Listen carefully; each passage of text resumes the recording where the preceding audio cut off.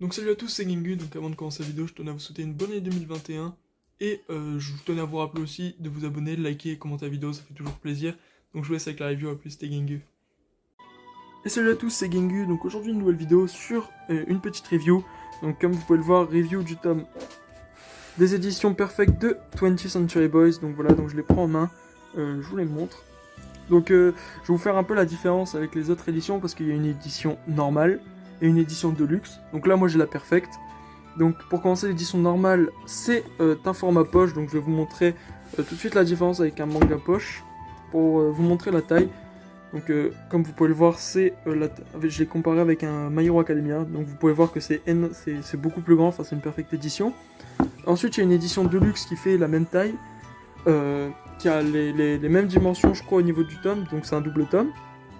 Mais la différence entre la Perfect et la Deluxe, c'est déjà le prix. Donc la Perfect vaut 16€ et est sortie en octobre 2020, le 16 octobre si je ne me trompe pas. Donc là je vais vous montrer un peu les détails de la Perfect, il n'y a pas sur la Deluxe. Donc vous avez un petit relief avec écrit 20th Century Boys, donc je vais essayer de vous le montrer. Et l'auteur, donc Naoki Urasawa. Donc si vous ne connaissez pas Urasawa, c'est l'auteur de Monster. Et aussi derrière, donc comme vous pouvez le voir, des dessins en relief qui brillent aussi. Je vais vous montrer pour le tome 2.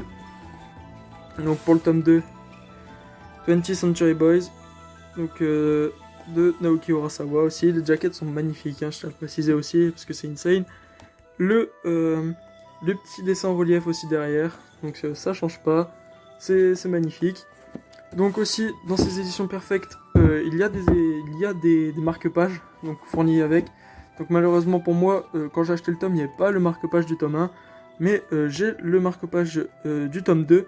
Donc je vais peut-être aller voir pour m'acheter le marque-page du tome 1. Enfin pour aller le réclamer. Donc comme vous pouvez voir, le marque-page est magnifique aussi. Donc l'édition Perfect, je vous montre un peu quelques dessins que je trouve magnifiques. Donc voilà, je vous montre un peu. Il y a aussi des pages couleurs, donc je vais vous montrer dans les deux tomes. Donc je vous le rapproche. Donc là, ces pages couleurs là, moi je les trouve magnifiques, mais par rapport au tome 2, je préfère celle du tome 2, donc je vais vous montrer celle du tome 2 tout de suite aussi. Hop. Donc au niveau du tome 2, je vous montre aussi un peu les dessins. C'est vraiment du génie Urasawa. Au niveau du dessin, tant qu'au scénario.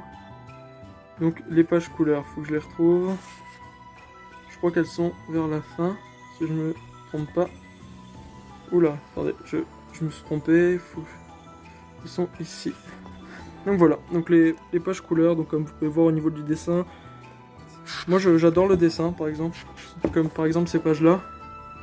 Je les trouve assez bien dessinées, en plus en couleur elles rendent assez bien. Donc 20th Century Boys, de quoi ça parle? Ça parle d'un groupe de jeunes, un groupe d'enfants particulièrement, qui réussissent à prédire la fin du monde et qui vont essayer de l'en empêcher. Donc c'est un manga qui va traverser plusieurs époques, donc plusieurs dates aussi. Donc il va y avoir beaucoup de choses, donc vous allez suivre l'aventure d'enfants qui veulent empêcher la fin du monde comme je l'ai dit. Mais ce manga apporte des thèmes tels que la propagande, le pouvoir des sectes, etc. Donc il y a plein de thèmes magiques dans ce manga. Donc j'espère que la review vous aura plu. C'était Gengu, passez une bonne journée, de bonnes fêtes. On se retrouve pour la prochaine vidéo. Allez, salut!